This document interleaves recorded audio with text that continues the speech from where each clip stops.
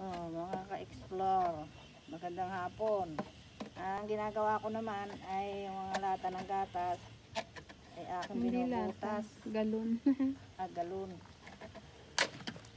At tatamnan ng pitsay. Hindi sa hindi sa dito sa mga galon-galon. Para sa winter ay maisilong.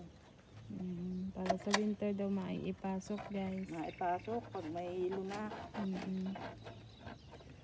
Lalagay na sa garahe. Sa garahe.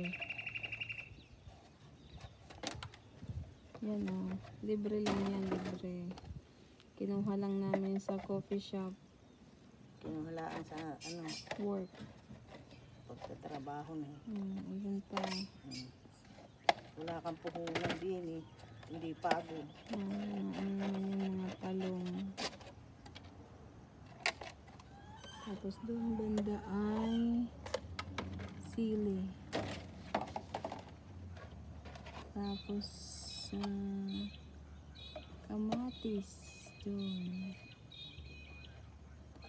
Tapos dun sa kabilang dulo ay mugo. Layo. Sa kabila naman ay okra. Sa kabila naman ay kalabasa. Doon ang mga kalabasa. So, ayan guys. Ang mga galon. Niipon. Baka makatinik. Yan naman ay galing din sa laundry. Sa work pa din. Ito na yung kanyang mga pechay. Tatabingan.